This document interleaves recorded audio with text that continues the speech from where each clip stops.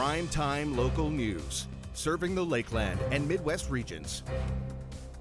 Good evening and thanks for joining us. 2 more Saskatchewan residents who tested positive for COVID-19 have died. One was in the 70 to 79 age group in the Northeast Zone, and the other was in the 50 to 59 age group in the Southeast Zone. There are 169 new cases, including 10 in the Northwest. 7 of the new cases are in the immediate Lloydminster area, where we have 41 active cases. 1,422 cases are considered active province-wide. 146 people are in hospital, with 11 of those in the Northwest. More than 7,800 doses of the vaccine have been given in our zone, and over 84,000 in the province. And earlier today at Points West Living, students from Mother Teresa Early Childhood Education Center visited from the window, something that is a new normal during this pandemic. I'm gonna let it shine, let it shine, let it shine, let it shine. The Kindness Wins grant helps inspire students to give back to the community and promote the Kindness Wins message throughout the year, which led to the idea of visiting the seniors. We began our project by talking with the kids about what we can do to bring joy to the senior citizens, especially during this really hard time. This is a continuation of the work that we did at Christmas for our Christmas concert. We made crafts for the senior citizens to hang in the windows. We went to local businesses and they donated some games for us. This past year, a lot has changed for seniors in long-term care homes, so meeting with these kids, even if it's just through the windows, can mean a lot.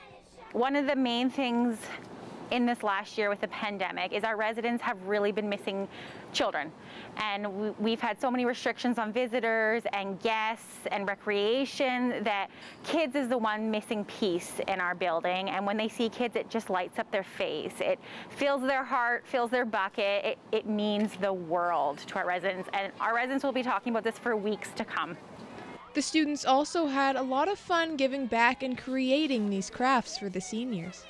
We gave to the residents puzzles, games, and lots of fun things. Sun catchers and little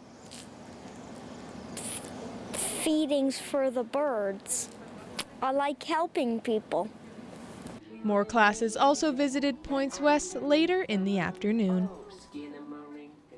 Home Hardware is gearing up for gardening season, and Tate Lakecraft got the chance to check in with one of their co-owners. Today I'm joined by Sarah Rourke from Home Depot's gardening department, and she's here to talk about the upcoming gardening season. Welcome to the show, Sarah. Thanks for having me. So with the sun shining as it has been this week, some people are antsy to get outside. So for people who are planning to get their garden in shape, when should they start preparing, and what can they do to make the most of their setup? Yeah, definitely. We're all feeling the spring fever with this warm weather and things starting to dry up outside. But most gardeners start their planning probably as soon as the last season ends. So our gardening folks have been eager all winter, and they've been researching seeds and planning their crops and looking at inspiration online this whole time. So with last spring and summer, there was a pretty heavy increase in people's gardening habits in light of the pandemic, of course, but how would you say that it's impacted your preparation for this spring and summer season? Yeah, last garden season was absolutely crazy. Obviously, we had no idea what to expect. We didn't even know that we were going to be allowed to be open. And it was a blessing that we were. And it was so nice to see such a greater interest in gardening and having more people come out, more people planting things. Gardening, of course, was up across North America significantly. And now, having been through that, we feel a little more prepared this season. We've sourced new local suppliers. We have a couple of new growers in Alberta. Our primary grower is from Saskatoon, a family-owned greenhouse there. So I think we're feeling pretty prepared. We know how to handle social distancing and what to do in the greenhouses this year. So yeah, we're ready. And for people who might be looking to get their green thumb growing, do you have any suggestions or favorite plants that you'd suggest people pick up? Yeah, there is always something new that sparks people's interest, some new variety or something. I personally think we're still going to continue to see growth in growing food. So growing food from seed. Potatoes are the one I always recommend because I just think they're so fun and satisfying and easy to grow. And if you're a new gardener, I always suggest start small. Start small because it'll be easier, it'll be more satisfying in the end. And potatoes or any of the food crops are a good place to start. And before we go, is there anything else you'd like to add or communicate to the masses? Just want to say we're excited to see all our customers' faces again and be out in the sun and have everyone back outside doing some planting with us. Thanks so much, Sarah. Thank you. Lakeland College's annual Band in the Sand will be changed this year due to the COVID-19 pandemic. Connor Chan has more on what students can expect from this year's event. Joining us today is Jessa Dumke, the project lead for the Band in the Sand event coming up here with Lakeland College. Jessa, give us a little bit of background of the event for those that don't know what it is. Okay, so typically our agribusiness class hosts Band in the Sand, which is a student-led event. We usually host it in the Equine Center here at the college, where we'll have a concert with about 2,000 people attending. Because of the circumstances this year, we obviously can't do that. So our class had to get a little bit innovative and create what we're calling this year Band in the House. So we're gonna have live concert streaming through the platform Run the World that anyone can tune into for free. You mentioned how it's going to be different this year due to COVID. Now talk about the planning process for that and some of the logistics that you guys had to deal with and some of the challenges that came with doing it online this year. Just contacting artists and even finding sponsors as well to support our event, and then as well as getting the word out to students and people in the community, alumni, just as many people as possible to try to make it a successful event. Talk about some of the artists that you recruited to be in this event for you guys this year. So for our first week, because it will be like a series of 4 concerts happening every Thursday evening in March, for our first week, we have the 38 Free, Brandon Davis, Blake Berglund, and then Jordan Pollard as well. So what's been the turnout like the last couple of years? I hear it's a pretty big event every single year. And now this year with COVID, of course, having it online, what are you hoping for numbers wise this time around? Yeah, so generally we'll have around 2,000 people in attendance when we do have it as a live concert. We always sell out of tickets, and it is kind of like a revenue generating event for the college where the money will go then to fund the clubs that we have at the college. But yeah, as far as this year, I think because it is a free event, we're just kind of like hoping to get the word out and have as many viewers as possible. So far, we have about like 100 people signed up for our first week on the platform. I think there is kind of some confusion even with how to work it. So we're hoping by tonight, there'll be even more people. And if people want to watch over the next couple of Thursdays, how can they do so? And what's the website or what's the app that they need to use to go watch? So it is through a platform called Run the World. There is just like on any of our social media pages, you can access the link to get to the Band in the House page on that platform. But you'll just like go in, register, and then you'll get emailed a link on how to, or like it will take you straight to the event when it is streaming. So you can just like log in through with your Facebook or even like your Gmail. That kind of just gives you a direct, like you don't even have to sign up for the platform, which is kind of nice. Jessa, I really appreciate your time. Thank you very much for joining us today. Now our Connor Chan will take a look at your weather forecast.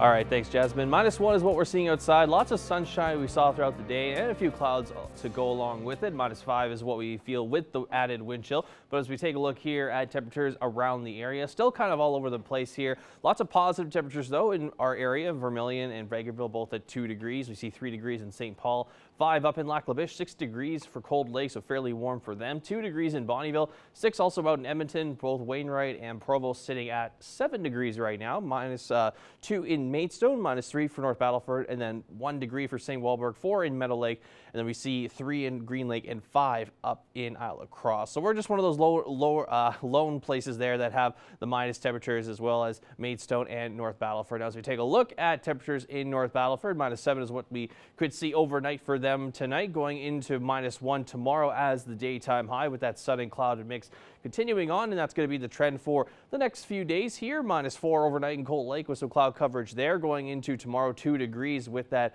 as their daytime high. We'll see a bit more cloud coverage there and a little bit of sun, and that'll be the same result kind of for us, as we'll have that sun and cloud mix again for us here in Lloydminster tomorrow. But -6 is what we are going to expect overnight tonight as we get ready for the weekend, which is going to be mostly cloudy for the most part, with that high of 3 degrees there for Saturday. It could feel a little bit more like -10 with that wind chill, and then -11 with the wind chill there for Sunday, with the initial daytime high there of 2 degrees. We are going to have a pretty warm morning for the most part at 0, as well as then we'll get a little bit colder heading into Sunday with that high there of -5. We are going to see lots of sunshine on the Monday going forward, which we'll showcase later on into the 7-day forecast. But we're going to take a quick commercial break. We'll be right back with more primetime local news.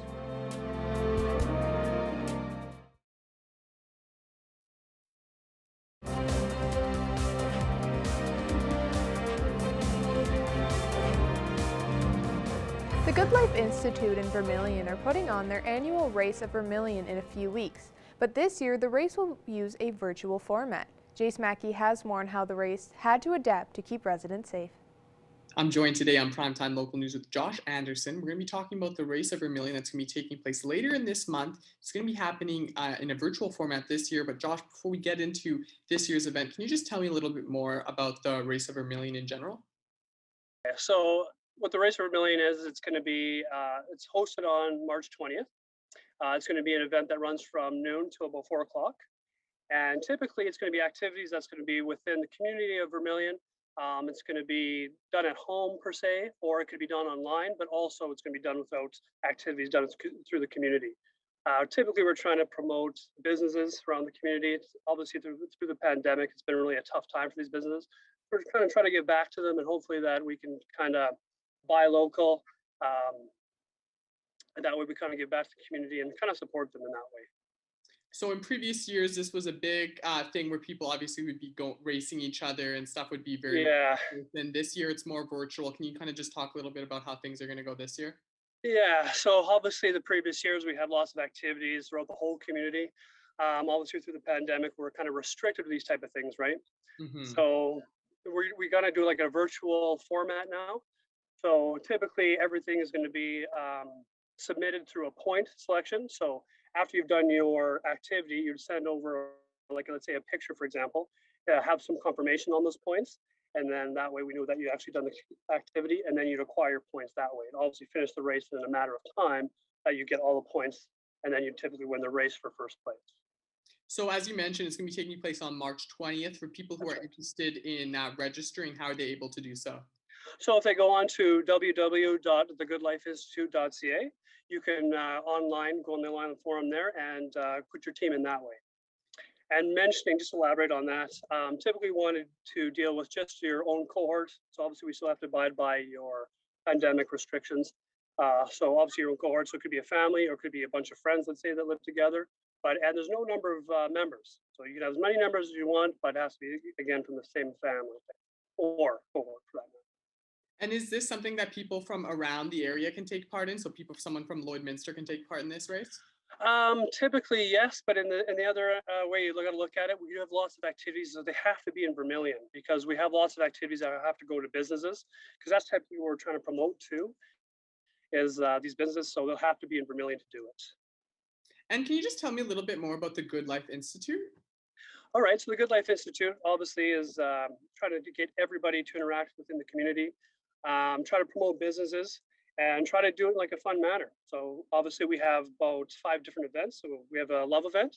So we'll look at some culinary arts, and we kind of do like a little educational thing on that and how everything's made. And then we have the Race of Vermilion, obviously lots of activities, interacting with everybody and promoting businesses, obviously with the Love event as well, trying to get the food industry involved. And then we have also the Taste of Vermilion. So all the restaurants throughout Vermilion come and deliver some type of food that they have from their restaurant. And you can get to try every one of those items. And it's kind of nice because it kind of coincides with Canada Day. So you can actually see the fireworks and try to little taste tests. And then we also have the Art in the Park. So you can do an art class. You can look at other people's artwork or even buy some artwork that's stationed there. And there's a nice meal that's involved with that one. And then we have the Savor event. And so the Savor event is going to be dealing with, again, culinary arts within the community and also liquor vendors that's throughout the whole province, essentially. And you can try different things from that as well. And what are you hoping that people are able to get out of this event? Typically, I hope that everybody's doing well through the pandemic. I hope the race is something that everybody can actually interact and get out from. Obviously, everybody's been stuck in their homes, obviously, so hopefully they can get out and do some things. Typically, obviously, we're going to try to promote businesses as well, so hopefully we can buy local. We win, they win, we all win, as the statement goes. So that's pretty much it. Awesome. Well, thank you so much for taking some time to talk with me today. Yeah, absolutely. Over. And just one thing to mention, if they want any more information, these individuals, if they go on to www.thegoodlifeinstitute.com, they list all of our events there. And then if they want any information, obviously we have to be dependent on the pandemic restrictions, but as the pandemic rolls on, we'll actually post the events according to what's happening out in this province.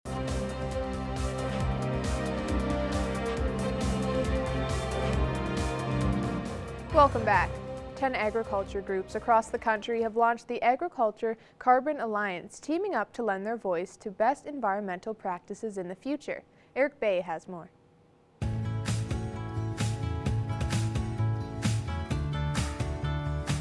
Canada's agriculture groups moved into action after the government and Environment and Climate Change Canada released its plan to fight climate change. The groups created the Agriculture Carbon Alliance to unify their voices on an issue that directly impacts farmers. What do farm groups or agriculture normally do? And that's we each sort of divide and think of our own constituents, but don't look at it at a macro level. So how can we stand together on an issue that I think could disproportionately impact farmers at the farm gate because of their reliance on products of carbon. December's announcement that the carbon tax will increase to $170 a ton by 2030 was a catalyst for the ACA. Groups at all levels of agriculture have been speaking out about the impact the tax will have on farmers. We don't have the money to invest in improved technologies for grain drying or something as simple as a new tractor. Every time you buy a new piece of equipment, there's a good chance that it's going to have a lower carbon footprint than the piece that it's replacing. A bill that would exempt on-farm use of propane and natural gas is gaining traction, and the ACA is hopeful that some relief will come to producers. Private members' bills typically don't get a lot of attention from stakeholders or from Parliament, but in a minority context, all of a sudden, private members' bills are a real path forward. So I think it's really shone a spotlight on the fact that there is multi-party support at the federal level to make sure that carbon pricing doesn't impact farmers disproportionately, because it's a conservative private members bill supported by the Bloc and NDP. That's fairly novel. That's pretty unique. The ACA's goal is to help form best environmental management practices within the country. Eric Bay, Primetime Local News. A company with a global footprint is shutting down an Edmonton area facility. The John Deere facility in Nisku is shutting its doors. It produced the Reman product line. The company has decided to shift production to its Missouri location, leaving 180 people out of work. It is expected to close by October 31st. Now we'll take a look at your ag prices.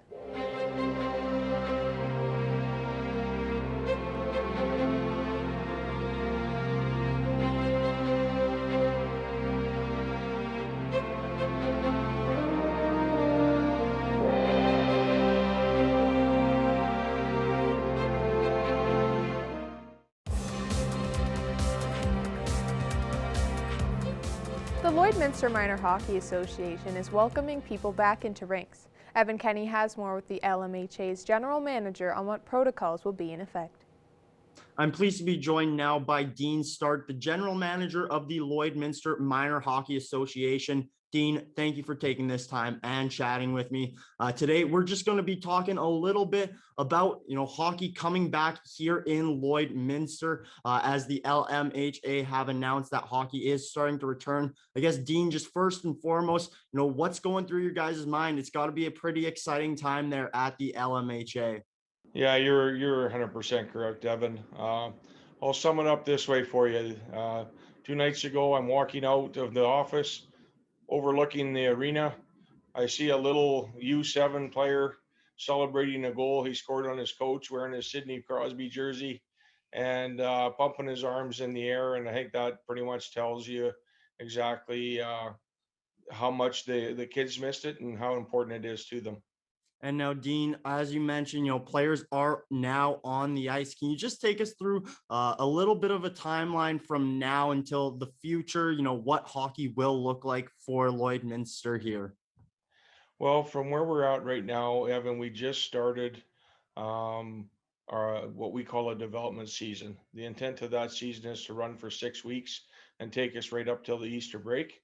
That is independent of anything to do with an actual hockey season.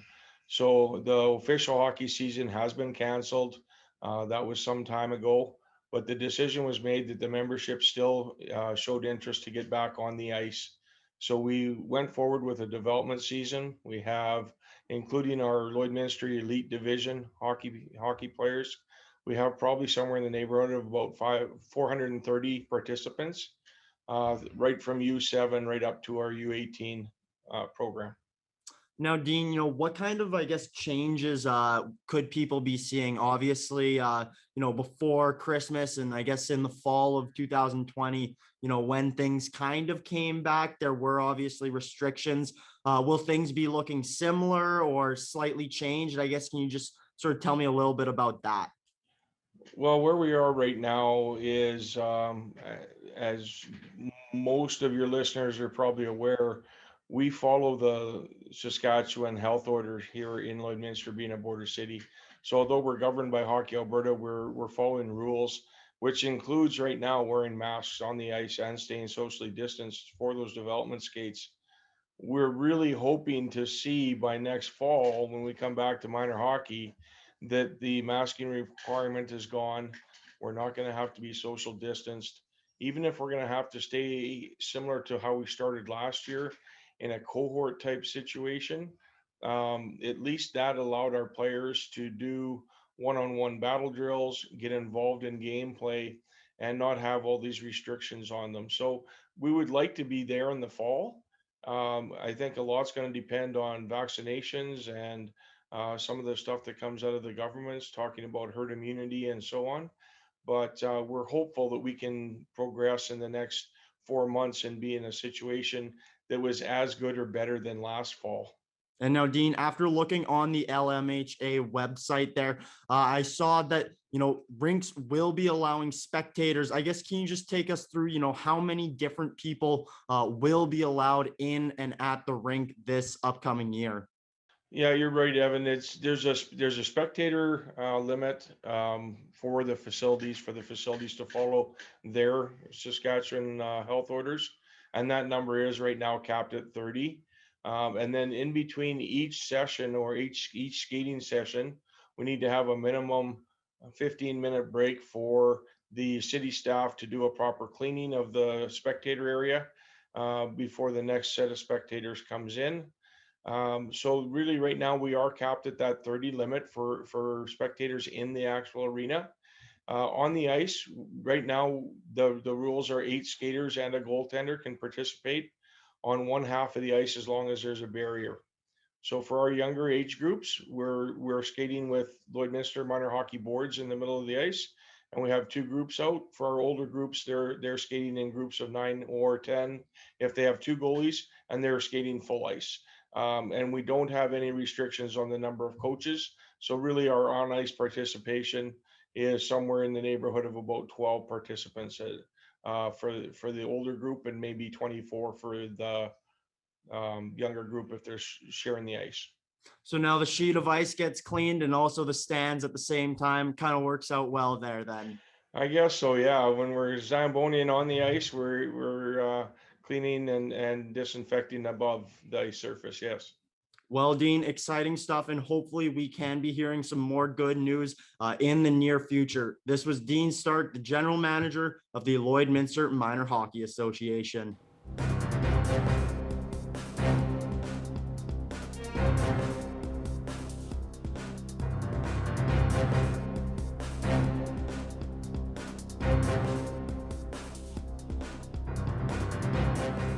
I'm here with Glenn Fagnan, Director of Border City Connects, to learn more about this year's Polar Bear Splash. Thanks for joining us today. Hey, thanks for having us, Becca.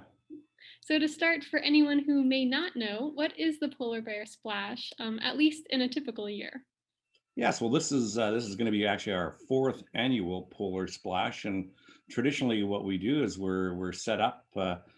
We've traditionally been down at Here Comes Santa Claus in December, and we team up with them, and we have a large tank that that people that want to get cold and help support the Border City Connect Society, they get sponsors and they jump in ice cold water, usually towards the middle of December. So it's been a lot of fun over the years, and this year it's going to be a little bit different. Yeah, absolutely. So do you mind speaking to how this year will look in comparison? Sure. Well, we're going virtual as so many other events are.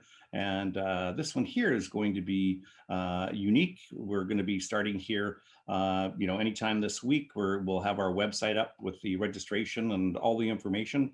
But it's very simple. It's a matter of getting wet and getting cold however you want to. So whether you want to jump in your bathtub full of ice, if you want to dump a bucket of ice water over your head, or make snow angels.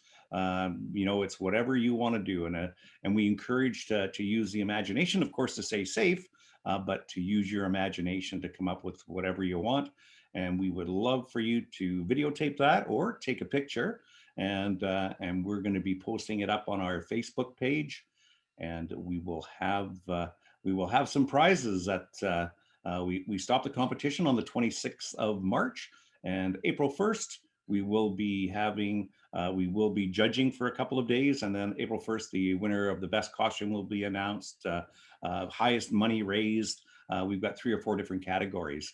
And so, yeah, we just want people to be safe, but be creative.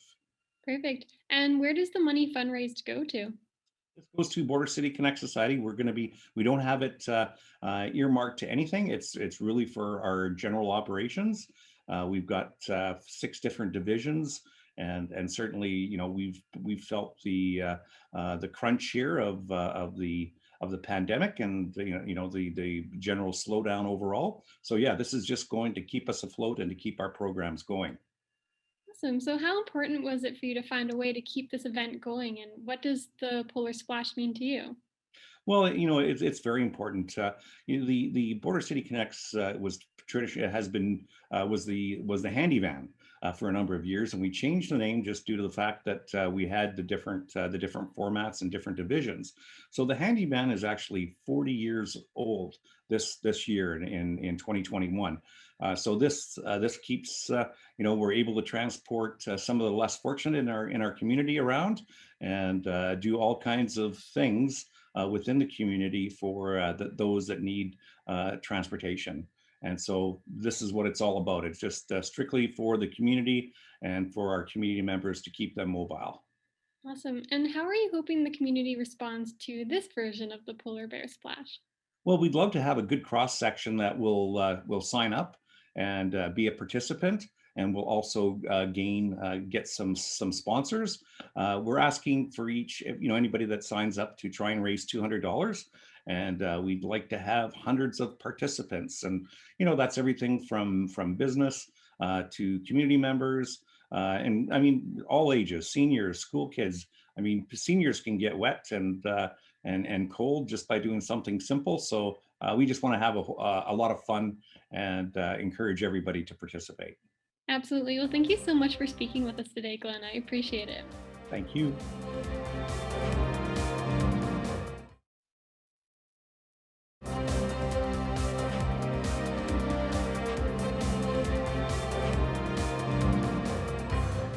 I'm speaking with Colleen Graham about Grahamtown's 3-day summer horse camps for girls. How are you today? I'm good, thank you. Now, can you give me a little backstory on what Grahamtown offers and how long it's been around for? I started to build Grahamtown 24 years ago, since 1997. And what I'm offering right now is the little girls' horse camps, where they come for 3 days. And what they can expect is to come to a little cozy town that's a replica of an old Western town. And it gives them a chance to get away from offline, actually, from technology, and just really use their imagination and be creative. They can be, you know, the school teacher in the school, or they can have a pretend wedding, or they can be, there's, you know, I take girls of all ages, but they can just really be creative. We have lots of different crafts. And in between time, we are often on our horses, learning lots about just everything from grooming to looking after their horse to doing fun things on their horses. We go for, you know, about an hour ride at a time and then come back in. So we might go to my 100-acre wood, where we've got Tigger's Trail and Eeyore Avenue and Piglet's Path, and stop at Winnie's Way for a tea party. And it doesn't seem to matter how old you are. That's always lots of fun. I think I'm a kid at heart. And we play man tracker, which is kind of like hide and go seek on your horses. So the older ones, you know, we can split into groups. They still get lots of really all the riding that they would like. And the younger ones, it gives them an opportunity to learn on really quiet horses, but they are able to be together because the older girls, they really like to mentor the young ones too. So, you know, all my horses are geldings. They get along, and if they don't, they can't stay. The same for the girls. So they learn that it's just really nice to be happy and get the goodness of the horses. And with even COVID affecting things last summer, what safety precautions will be put in place to avoid COVID-19 during these camps? Sure. So I screen all the attendees before they come. I have a great hand sanitizer that's not flammable before they even enter the property. We sanitize everything. We've got some really good sanitizer that kills all back germs in 30 seconds. We do doorknobs. Every time they use a brush, it goes into another container where it's sanitized everywhere where they've been. And we're outdoors, so it's kind of unique because we have small numbers, just like 8 of us. So it gives us lots of room for social distancing. And then when you're in the buildings, I have masks that I'm offering, and this year is going to be kind of cool because they're going to be able to have just a disposable mask or a mask that's got our logo on it, and we're going to embroider their name on the other side.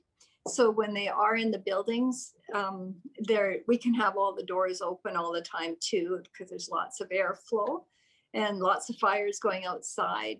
So we're pretty COVID friendly. I'm always watching updates and adjusting as we go. Oh, perfect. And for residents who are curious, when and how can they sign up for these camps? They can just call me, Colleen Graham. If you go on Grahamtown Facebook, my number is there. If you go under grahamtown.ca, I have a website. I'm pretty easy to get a hold of. It's best to just contact me because it's nice to know a feel for where your kids are going. And I know if I'm a mom of 3 girls, and when they were little or whatever age they are, I always want to know where they were at. They're going to be with big horses that are like big dogs. They're really gentle, but it's still nice to know lots of details and get that feel for where your child's going to be. They can book in. I open up the first part of May. I winter my horses about an hour away. So I have to wait till the ponds start to thaw a little bit so they have a place to drink. And the grass grows a little bit. Then I can move them and we're ready to go. And then my after school programs go May and June. And then again in September, if they like to do some fall riding.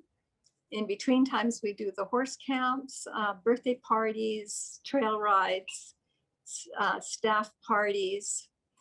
New this year is I've just gotten my facilitation and certification to do assisted learning and equine assistant learning.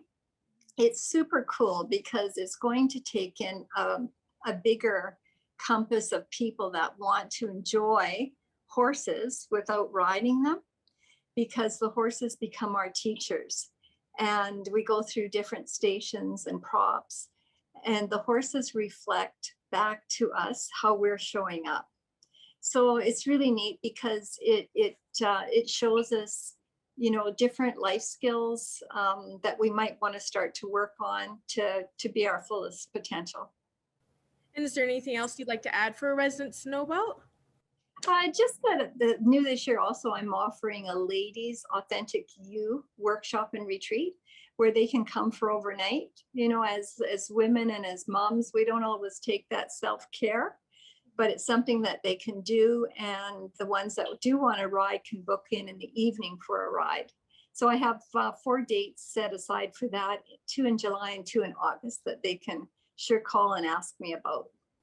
All right. Well, thank you so much for joining me today, Colleen. Yeah, thanks very much for having me.